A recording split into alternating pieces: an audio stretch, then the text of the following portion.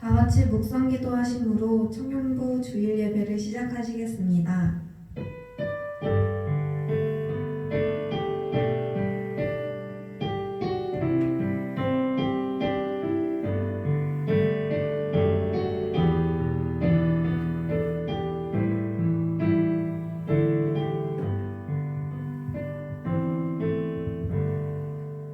여호와는 내 편이시라. 내가 두려워하지 아니하리니 사람이 내게 어찌할까. 아멘. 주님께서 우리의 편이시니 두려워하지 말고 의지하면서 나아가는 청년부가 되게 하여 주시옵소서. 이 모든 말씀 예수님 이름으로 기도드립니다. 아멘. 사도신경 드리시겠습니다. 나는 전능하신 아버지 하나님 천지의 창조주를 믿습니다. 나는 그의 유일하신 아들 우리 주 예수 그리스도를 믿습니다. 그는 성령으로 잉태되어 동정녀 마리에게서 나시고 본디오 빌라도에게 고난을 받아 십자가에 못 박혀 죽으시고 장사된 지 사흘 만에 죽은 자 가운데서 다시 살아나셨으며 하늘에 오르시어 전능하신 아버지 하나님 우편에 앉아 계시다가 거기로부터 살아있는 자와 죽은 자를 심판하러 오십니다. 나는 성령을 믿으며 거룩한 공교회와 성도의 교제와 죄를 용서받는 것과 몸의 부활과 영생을 믿습니다. 아멘.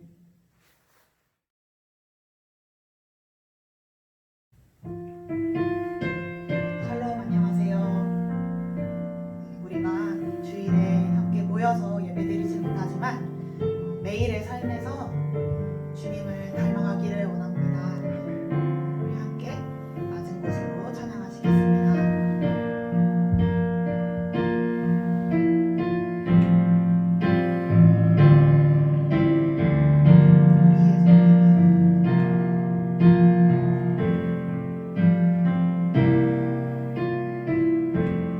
우리의 섬김이 더 낮은 곳으로 우리의 고백이 더 낮은 곳으로 쓰러져 있는 그들을 향해 당신이 그랬대. 더 낮은 곳으로 낮은 곳으로 우릴 초대하네. 함께하자고 말씀하시네. 우리고 예수 그 길을 따라 함께 가길 원하네. 주님이 우리와 함께 하시네. 십자가 피 흘린 예수의 손으로 모든 아픔을 위로하시네. 우리에게 보여주셨네. 우리의 성김이 우리의 섬김이 더 낮은 곳으로 우리의 고백이 더 낮은 곳으로 쓰러져 있는 그들을 향해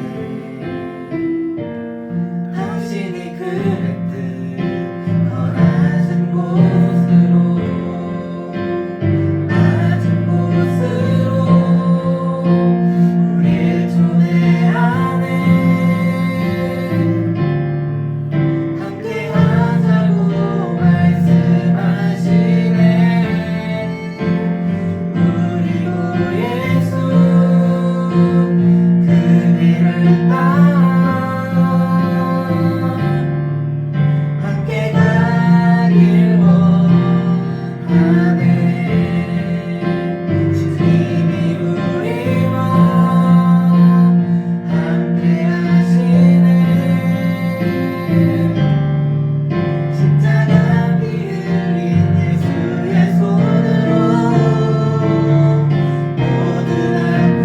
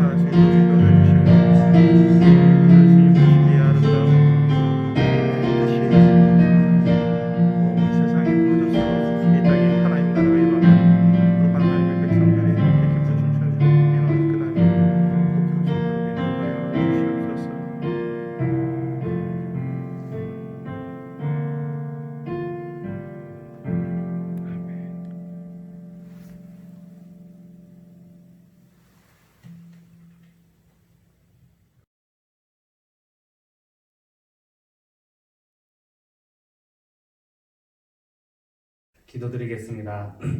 주님, 이렇게나마 예배를 드릴 수 있게 허락하여 주심을 감사합니다.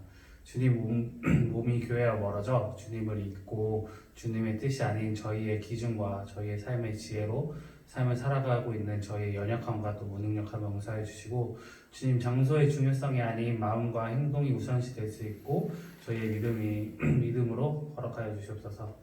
요즘 코로나로 인해 경제 및 부정적인 것들로 인해 많은 어려움을 겪고 있는 우리 모두의 겪고 있고 또 우리 모두와 현장에서 고생하고 계신 분들에게 주님께서 돌보아 주시옵소서. 새롭게 나아갈 수 있도록 주님의 지혜와 또 능력 허락하여 주시옵소서. 주님, 저희의 삶 속에서 여러 각자만의 고난과 시련 속에서 상처받고 슬퍼하고 있다면 주님의 크신 사랑으로 위로하여 주시고 저희로 인해 상처받는 사람이 없게 하여 주시옵소서. 주님, 행동할 줄 아는 그리스도인이 되게 허락하여 주시옵시고 이 모든 기도 우리 구주 예수님의 이름으로 기도하옵나이다. 아멘.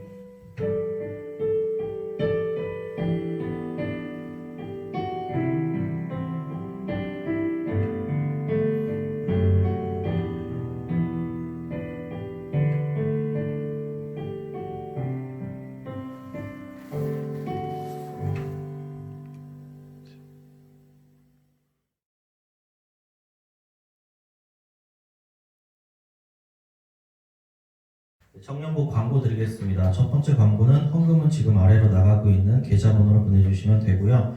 보내주실 때 본인이 성함 꼭 적어주셔야지 교회에서 확인할 수 있습니다. 그리고 11조라든지 혹은 감사헌금 있으면 그 항목도 같이 적어서 보내주시면 감사드리겠습니다. 두 번째로 청년부 예배에 대한 안내입니다. 청년부 같은 경우에는 5월 3일 다음 주 주일까지 계속 이렇게 온라인 예배로 드릴 예정이고요. 교회에서 본 예배 같은 경우에는 정상적으로 진행되고 있습니다. 1부 예배와 2부 예배 이전의 시간과 동일하게 진행되고요. 다만 점심 식사 같은 경우에는 진행하지 않으니까 예배 오실 때 참고하시면 좋을 것 같습니다. 청년부 광고 마치도록 하겠습니다.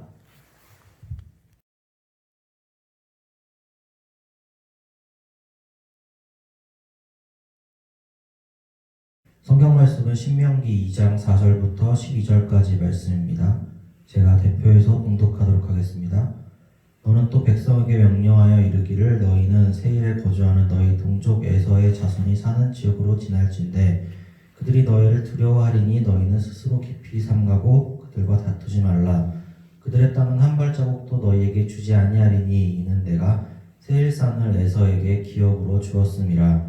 너희는 돈으로 그들에게서 양식을 사서 먹고 돈으로 그들에게서 물을 사서 마시라.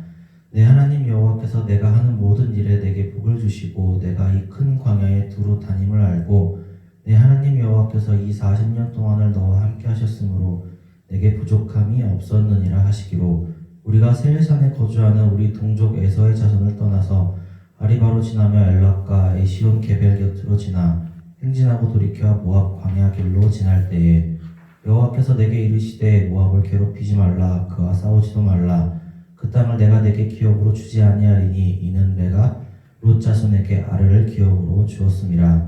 이전에는 에밈 사람이 거기 거주하였는데 아낙 족속같이 강하고 많고 키가 크므로 그들을 아낙 족속같이 르바임이라 불렀으나 모압 사람은 그들을 에밈이라 불렀으며 호리 사람도 세일에 거주하였는데 에서의 자손이 그들을 멸하고 그 땅에 거주하였으니 이스라엘이 여호와께서 주신 기업의 땅에서 행한 것과 같았느니라. 아멘.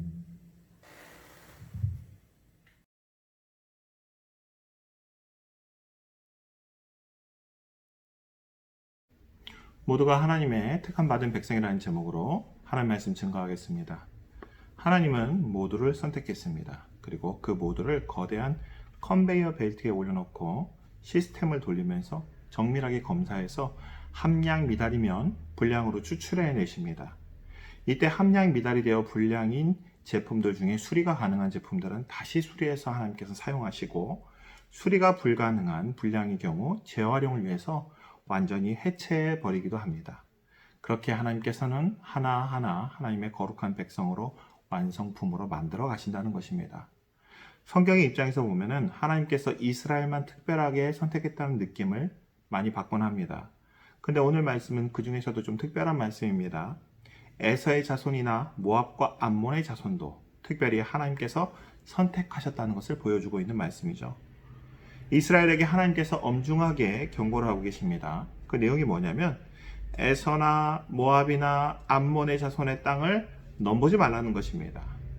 내가 그 땅은 에서와 모압과 암몬의 자손들에게 주었으니 한 발자국도 너희에게 주지 않을 것이다. 그러니까 그 땅을 침범하지 말아라. 그리고 그 땅을 지날 때는 어느 것도 값없이 그냥 먹지 말고 모든 것에 대해서 값을 치러라 라고 말씀하십니다. 왜냐하면 이들도 이전에 그 땅에 거주하던 백성들을 멸하고 지금 그 땅을 차지하고 있는 것입니다. 근데 그 방법이 뭐였냐면 이스라엘이 여호와께서 주신 기업의 땅에서 행한 것과 같이, 다시 말하면 이스라엘이 가나안 땅을 점령할 때 하나님께서 도와주셔서 그 땅을 점령한 것 같이 이들도 하나님께서 도와주시고 함께하여 주셔서 지금 그 땅을 차지하고 있다는 것입니다. 다시 말하면 하나님께서 이들에게 허락하여 이 땅을 주신 것이라는 겁니다. 그렇다면 하나님과 이들이 함께 했다고 하는데 그들 하나님을 알지 못했죠. 그럼 이 함께 했다는 것은 무엇일까에 대해서 한번 우리는 이야기해 봐야 됩니다. 이들은 하나님을 전혀 알지 못했죠. 그런데 어떻게 하나님께서 함께 하셔서 그 땅을 점령할 수 있었을까? 그동안 성경의 문자적 신앙에만 머물러 있었다면 이 부분이 좀 받아들이기가 힘듭니다. 문자와 상징에 매몰돼 버리면은 원래 우주적 의미로 전체를 관조하기가 힘들게 돼요. 왜냐하면 글자 안에는 그 사람이 살고 있는 그 문화나 그리고 또 여러 가지 것들이 그 안에 담겨 있습니다. 글이라는 게 그렇습니다. 언어라는 게 그래요. 그것을 넘어설 수가 없습니다.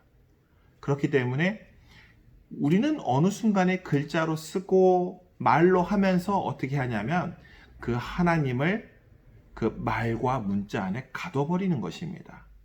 여기서 가장 큰 문제는 뭐냐면 그렇게 하나님을 가둬서 어떻게 하냐면 한 개인의 하나님이거나 어떤 나라의 하나님 아니면 공동체의 하나님으로 제한해 버린다는 것입니다.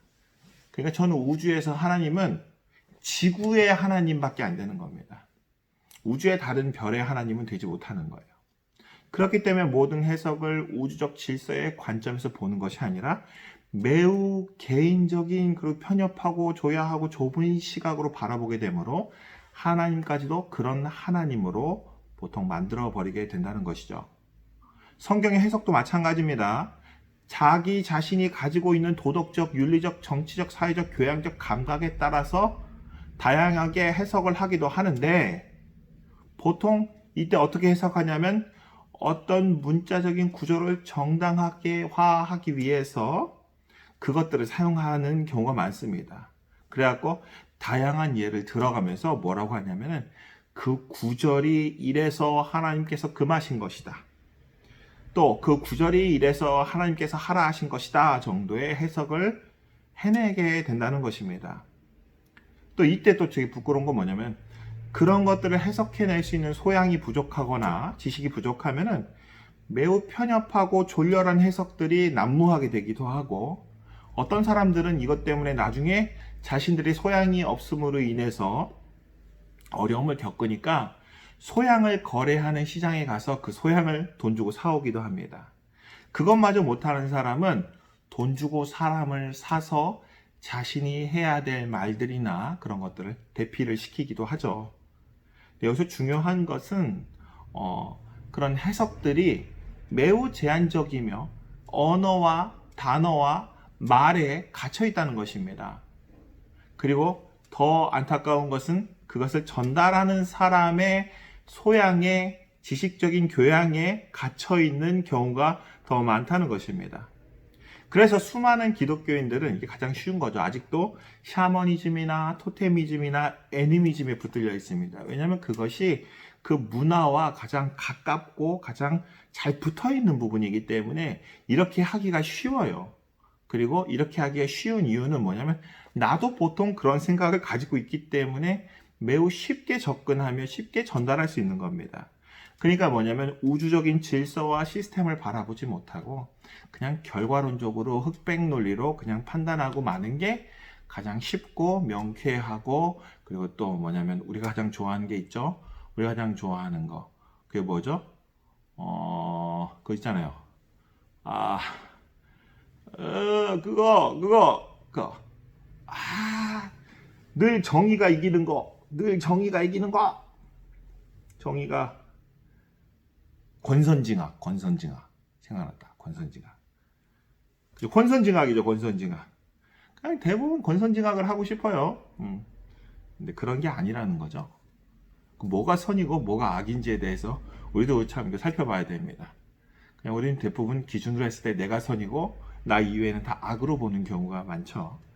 근데 기준이 중요하다는 거예요. 그래서 우주적인 질서로 보는 게 아니라 우리는 대부분 다 편협하게 본다는 겁니다. 내가 아는 대로, 내가 보고 싶은 대로 보는 거죠. 어떤 사람이 봤을 때는 슈퍼맨이 나쁘고 어떤 사람이 봤을 때는 배트맨이 나쁜 겁니다. 자기가 감정이입되는 대로 보는 거예요. 그리고 그것에 자기 감정을 집어넣고 어떻게 하죠? 신을 원망하기도 하고 또 그 힘을 가지고서 내가 또 이런 또 앞에 서는 사람이라면 내가 그것에 대해서 힘을 가지고 있다. 그럼 어떻게 해요? 누군가를 통제하거나 겁주는 데 사용하기도 하고 어떤 사람은 이 힘을 가지고서 또 자신의 권력으로 사용하기도 합니다. 그 밖에 또 내 말을 정당화하기 위해서 이 성경 말씀을 인용하기도 하고 내 삶을 위로하거나 내 삶에 일어난 일의 원인을 찾기 위해서 이 성경 말씀을 보기도 합니다. 그런데 성경 말씀에 나와 있는 내용이 그렇게 해서 위로가 되기도 하지만 그렇게 제한적인 의미에서 그렇게 좁은 의미로 고작 나 한 사람을 위해서 나 한 사람을 위로하기 위해서 그 말씀이 들어있는 것인가? 고민해 봐야 되는 겁니다. 고민해 봐야 된다는 것이죠.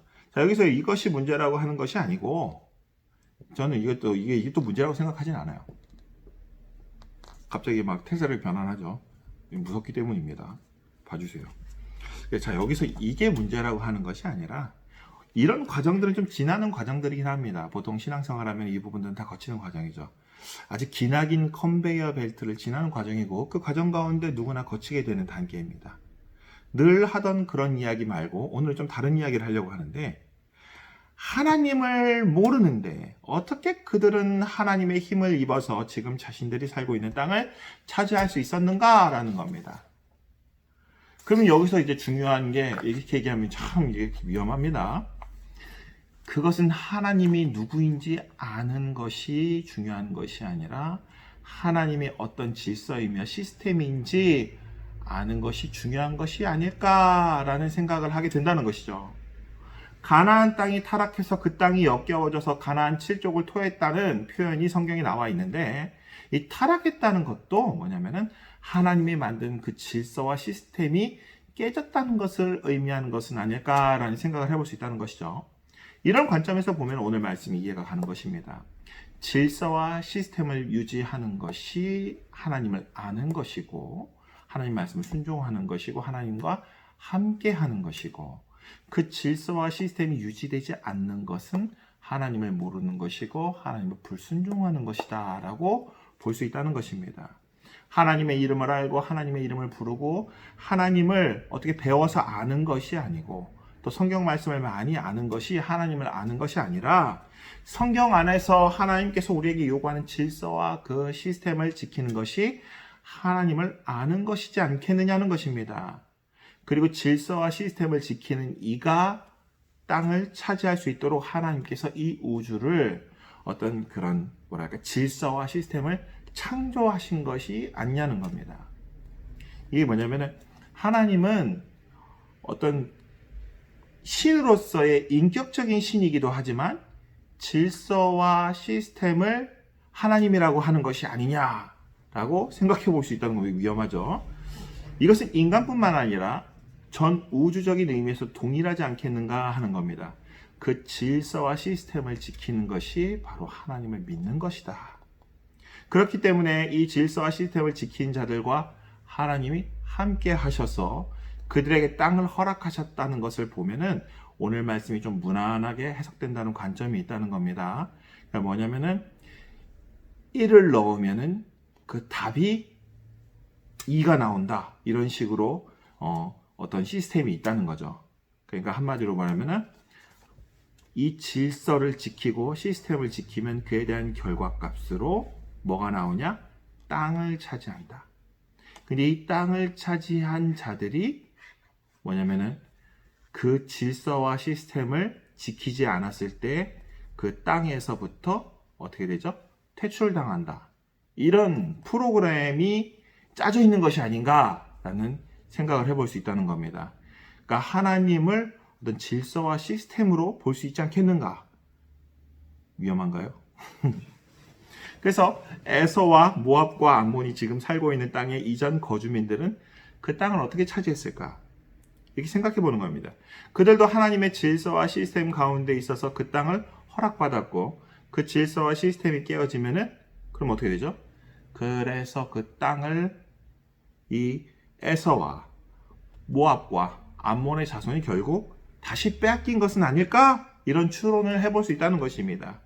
그럼 이후에 나오는 성경의 모든 역사적인 회전목마, 이 빙글빙글 도는 역사적인 반복은 바로 이 질서로 인해서 그렇게 되었다는 일관성이 발견되어진다는 것이죠.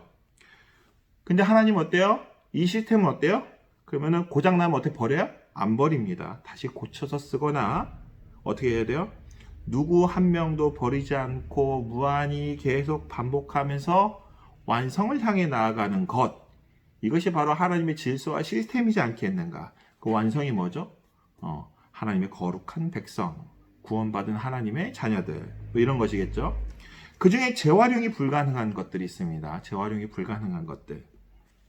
그런 것들은 완전히 해체해버리고, 어떻게 해요? 완전히 흩어버리고, 새로 시작하기도 하고, 그렇게 해서 결국에는 누구를, 개인을 미워하는 게 아니고, 공동체를 미워하는 게 아니고, 인류라는 큰 묶음을 모두를 완전을 향해서 나아가도록 하나님이 인도하고 계신다라고 그러니까 볼 수 있다는 것입니다. 그런 관점에서 본다면 하나님은 특별히 누군가를 더 사랑한 적도 없고 모두를 사랑한다고 말할 수 있는 것이죠. 이게 무슨 말이냐면 하나님이 인격적이라서 누구를 더 좋아하고 누구를 더 싫어하고 이런 그런 그림이 아니라 하나님은 시스템이기 때문에 그 시스템이고 질서이기 때문에 그 질서와 시스템 속에서 모든 사람들을 동일하게 대하고 있다. 이렇게 보는 관점입니다.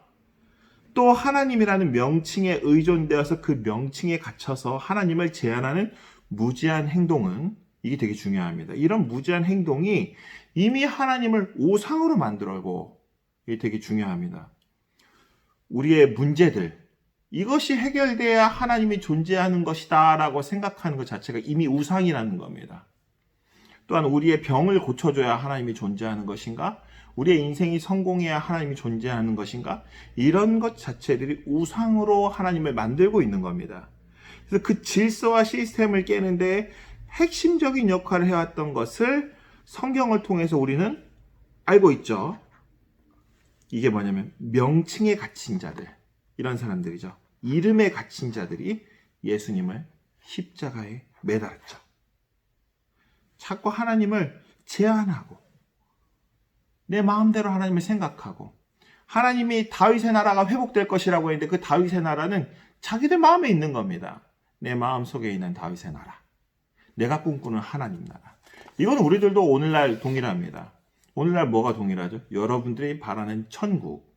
제가 늘 얘기하지만 여러분들이 바라는 천국이 뭐냐면 하나님이 말하는 천국이 아닐 경우에 여러분들의 이 땅에서 이루지 못한 욕망 실현의 장소로서 천국을 바라보고 있다는 겁니다. 그렇다면 그곳이 천국이 될 것인가? 천국이지 아닌지 고민 많이 해보십시오. 알베르 까뮈의 페스트라는 소설이 있는데 이 소설에서는 맹목적인 기독교에 대해서 신랄하게 비판을 하고 있습니다. 그러나 이 신랄한 비판을 하면서도 하나님의 질서와 시스템에 대해서는 옹호하고 있음을 볼 수 있는데요. 여기서 뭘 비판하고 있냐면 모든 것을 하나님의 뜻으로 보면서 그러니까 이 패스트가 하나님이 이렇게 했다는 겁니다. 결과론적으로 모든 것을 하나님의 심판과 구원으로 해석하고 모든 것을 흑백 논리로 해석하는 것이 가져오는 것은 결국 무엇이냐? 여기서 중요하죠. 무한한 절망과 상처밖에 없다는 것입니다. 오히려 여기서 중요한 내용이 나오는데 과거에 자신이 무력하여 죽어가는 사람들을 구하지 못했던 기억을 떠올리면서 지금 내가 처한 상황에서 패스트로 죽어가는 이웃을 살리기 위해 최선을 다하다가 남들은 다 구했는데 결국 그 패스트로 누가 어떻게 되냐? 내가 죽습니다. 그런 인물, 타로라는 인물이 나오는데 바로 하나님의 질서와 시스템이 내재와 있는 거룩한 하나님의 백성의 이게 모습인 거죠.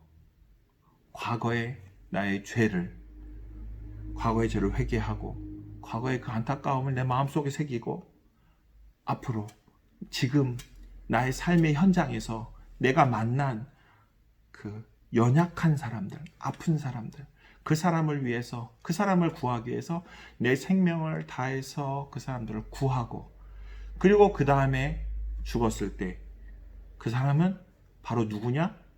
그때의 바로 예수님과 같은 사람. 예수 그리스도의 제자가 예수님이 바로 그런 분이셨다는 거죠. 하나님은 인격적인 하나님이라고 많이 말을 하는데 그 인격적인 것은 우리와 같이 인간적이며 무질서한 인격적인 하나님이 아니라는 사실을 결코 잊어서는 안 됩니다. 하나님은 마음이 막 흔들리는 분이 아니에요. 바람에 요동하는 물결과 같은 우리의 마음과는 정반대 완전 끝에 계신 분입니다. 사람을 지을 때 하나님께서 자기 형상대로 지었다고 말씀하시는데 하나님께서는 그 형상이라고 하면 우리의 외형을 말하는 것이 아니라 그 질서와 시스템이 아닐까라는 생각을 해보기도 합니다. 그것이 내재되어 있었는데 죄를 지음으로 아까 전에 그 땅을 빼앗긴 사람들처럼 처음에는 하나님의 말씀을 듣고 하나님의 말씀에 순종해서 그 땅을 차지했지만 나중에는 죄에 빠져서 이 질서와 시스템이 모두 무너져 버린 다음에 어떻게 됐다고요? 그 땅을 빼앗겼다. 그리고 새로운 다른 하나님의 말씀에 순종하는 또 다른 민족이 와서 하나님의 힘을 입어서 그 땅을 차지했다. 이렇게 본다는 것입니다. 하나님은 교회에 다닌다고, 하나님을 안다고, 또 예수님을 안다고, 성경 좀 안다고 다 아는 것처럼 교만해하는 바리새인 같은 사람을 찾는 것이 아니라 오늘 그의 삶에서 하나님의 질서와 그 시스템대로 살고 지켜나가는 그 사람을 하나님께서는 거룩한 백성이며 그리스도인으로 부르시고 찾으신다는 것입니다. 오늘 말씀에서 나중에 모압과 암몬과 에서의 자손의 나라인 에돔까지 모두 마지막에는 멸망하게 되고 무너지게 됩니다. 이스라엘도 마찬가지로 무너지고 망하게 됩니다. 모압과 암몬과 에돔은 도무지 수리가 안 되어서 어떻게 이제 고쳐보려고 했는데 어떻게 할 수가 없어서 하나님께서는 그들에게 완전 해체를 명하시고 그리고 남아있는 사람들은 재활용으로 선택을 하십니다. 그리고 이스라엘은 다시 수리해서 재사용하시기로 그 백성들과 또 언약을 맺으십니다. 근데 이렇게 끝내면 뭔가 허전한 것 같죠? 여러분들이 듣기가 불편한 것 같은데 다시 처음으로 돌아가서 그럼 명칭이 그러면 의미가 없느냐? 아닙니다. 명칭도 중요합니다. 명칭이 없이 우연히 그 질서와 시스템으로 하나님의 뜻에 따라 살았던 나라들은 결국 그 질서와 시스템을 잃어버리면 다시 회복할 길이 없습니다. 우연의 산물과 함께 그 질서와 시스템이 사라져버리면 힘을 잃고 이전에 멸망한 나라들의 길을 또 걷게 됩니다. 그렇기 때문에 하나님께서는 특별히 이스라엘을 선택하신 것 중에 가장 핵심적인 것은 이스라엘에게 나의 이름을 알려주신 것입니다. 하나님의 이름을 알려주신 것이죠. 이름이 남아있는 나라는 그 이름을 떠올려서 다시 회복 가능했다는 것입니다. 이스라엘이 택함받았다는 것은 하나님의 이름을 알고 있었다는 것. 정말 이름은 어쩌면 그것도 중요한 부분이라고 봐야 되죠. 그래서 마지막 날에 대한 예언에 꼭 나오는 말씀인데 그게 뭐냐면 온 세상이 내가 여호와인 줄 알리라. 내 이름이 만방에 높아질 것이다 라고 기록합니다. 이게 바로 이름을 맡은 민족으로서 약간 편애했다는 느낌이 들기도 하는데 그래도 하나님은 모두를 동일하게 선택했다라고 보는 관점이 오히려 좀 더 성경에 나와 있는 큰 그림이지 않겠는가 봅니다. 오늘 이런 관점에서 모두 하나님의 택함 받은 백성이라는 거죠. 이 얘기를 하고자 지금까지 이렇게 길게 이야기했는데요. 우리 모두는 하나님의 택함 받은 백성입니다. 이걸 잊어버리면 안 됩니다. 하나님의 이름을 알지 못하지만 예배도 모르고 교회도 모르지만 하나님의 질서와 시스템에 참여해서 하나님의 거룩한 백성으로 예수님처럼 살아가는 자, 그 자가 하나님의 일을 성취해 나아간다는 것입니다. 그리고 그런 자를 하나님께서 보호하여 주시고 그런 자를 통해서 하나님께서 땅을 차지하게 해주신다는 것입니다. 오늘 이스라엘로부터 에서의 자손과 모압과 암몬을 보호하신 것처럼 하나님께서 그들을 지켜주신다는 것입니다. 다시 말하면 하나님의 택함을 받았고 하나님을 안다고 하면서 하나님의 질서와 시스템을 떠나 있는 사람은 광야에서 죽어간 출애굽 1세대처럼 될 것입니다. 날마다 예배드리고 헌금하고 신앙생활하면서 하나님의 능력을 결국엔 믿지 않는 자들, 하나님이 어떤 분인지 모르는 자들, 하나님의 그 질서와 시스템 안에 들어가지 못하고 하나님 말씀에 순종하는 것이 무엇인지 모르는 자들은 결국 출애굽 1세대와 같이 죽게 될 것입니다.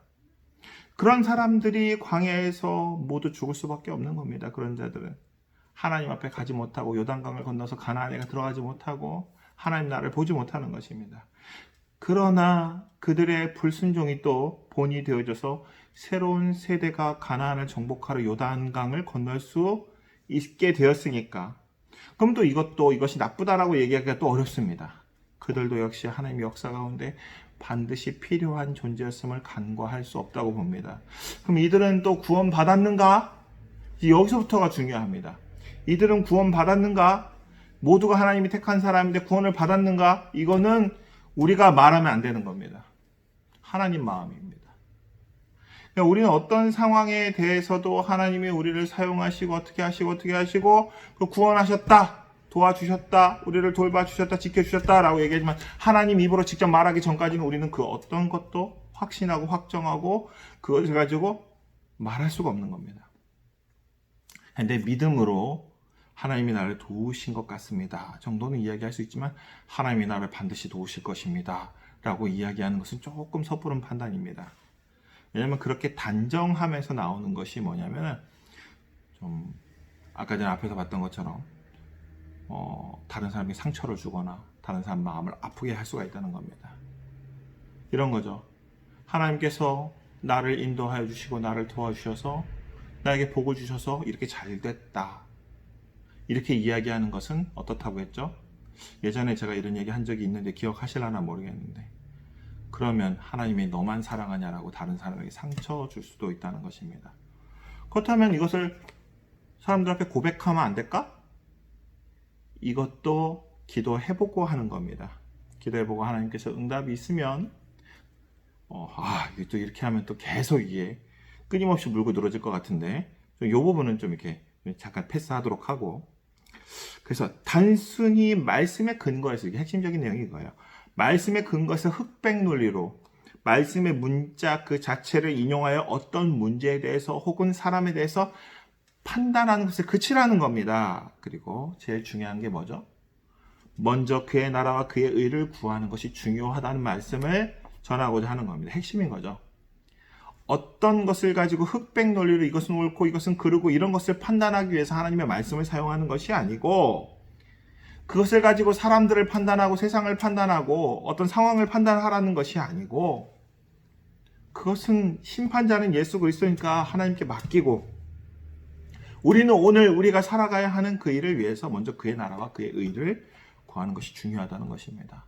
하나님의 뜻을 구하고 하나님께서 원하시는 바가 무엇인지 묻고, 우리는 오늘 우리의 자리에서 하나님의 질서와 그 시스템, 곧 하나님 말씀에 순종하며 사랑하며 섬기며 살아간다면 하나님이 우리의 편이 되어주시며 어디 가나 승리하게 해주실 것이고, 오늘 이 이방 나라들에게 하나님이 택한 백성이 지나갈 때 뭐라고 했냐면 이 나라들을 침범하지 말라고. 또 뭐라고 하셨죠? 이 나라를 지나갈 때 값없이 공짜로 먹지 말라고. 왜 그랬다고요? 이 나라들은 내가 이 나라에게 허락해서 이곳을 준 거라고. 이게 제일 중요한 겁니다.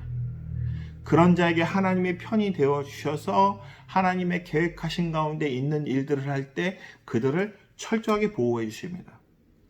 또 어느 누구도 그것이 내가 선택한 이스라엘 백성일지라 할지라도 그 땅을 침범하지 못하도록 하나님께서 하신다는 겁니다.